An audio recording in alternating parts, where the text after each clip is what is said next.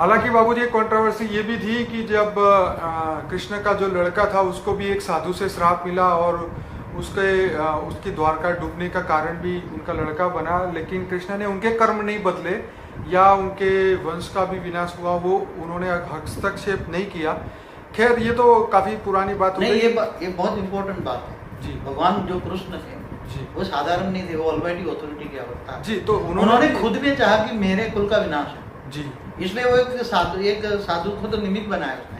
क्योंकि उसके कुल के अंदर जो भी उसकी 16,108 रानियां थी जी जी, उसके सबके 10 लड़के एक लड़कियां थी जी जी, और 120 साल जिंदा थे भगवान कृष्ण जी जी। तब मैंने वो पूरा जो विष्णु पुराण का लास्ट जो है उसका पढ़ा है मैंने जी जी, तो उसने अपने कुल का विनाश क्यों कराया, वो बहुत बड़ा गहरा राज है जी। क्योंकि उसने देखा कि मेरे कुल में तो सारे असुर ही असुर हो गए, इसलिए उसका विनाश करना। तो बाबूजी यहाँ पे ये बात आ रही है कि हिंदू हो चाहे मुसलमान हो क्रिश्चियन हो, हर धर्म में हर जगह मस्जिद में भी बम फूट रहे हैं, चर्च में भी हो रहा है, हिंदुओं के मंदिर में भी हो रहा है, तो क्या कोई भी परमात्मा जो है वो किसी के कर्म बंधन में हस्तक्षेप नहीं करता?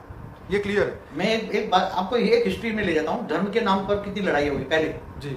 सबसे पहले धरती पर यहूदी धर्म आया 5,800 साल पहले, ठीक है। तो धरती पर कई यहूदी बने ना जी। फिर यहूदी के बाद 3,900 साल के बाद में इस्लाम आया जी। तो सब यहूदियों से और हिंदुओं से इस्लाम धर्म का पर जबरदस्ती करने लगे, युद्ध होने धर्म युद्ध होने लगे जी जी। धर्मों को परिवर्तन करने के लिए तलवार की नोक पर कराने लगे धर्म परिवर्तन। ठीक है। तो सभी धर्म परिवर्तन क्यों कराते हैं?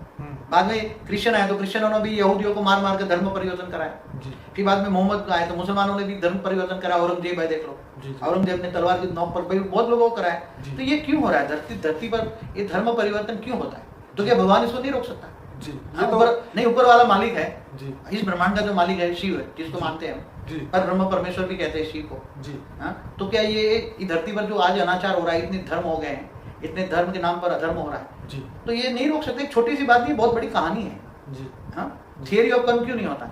फिर क्यों बोला कि जब अधर्म होता है तब मैं धरती पर आता हूँ? जी। तो आज तो बहुत बड़ा अधर्म है। जब कृष्ण अवतार हुआ तो धरती पर इतने धर्म नहीं थे, सही बात। आज तो इतने धर्म है, धर्म नाथ जात इतने बढ़ गए हैं कि धर्म पर कितने संप्रदाय कितने बढ़ गए।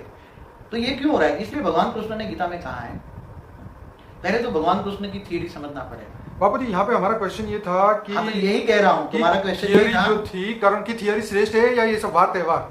ये वार त्योहार या आशीर्वाद, रक्षाबंधन, दिवाली जी, या कोई भी भगवान या देवी देवता तुम्हें बचा नहीं सकता अपने कर्मों से, यही तो कहना चाहता हूँ जी। भगवान कृष्ण ने भी अपना श्राप को नहीं रोक पाए ना। भगवान कृष्ण को भी उसका कुल का विनाश का श्राप मिला था, गांधारी ने दिया था। जी जी जी। तो राम को भी श्राप मिला था ना। हाँ। तो सबको मिले, भगवान राम को पहले भी मिले हुए हैं, तो भगवान को भी कहता है मैं भी कर्मों के जन्म मरण के चक्कर में मैं भी अवतार लेता हूँ। तो थियरी ऑफ कर्म को हमें मानना चाहिए, श्रेष्ठ कर्म करने चाहिए और अपने पुराने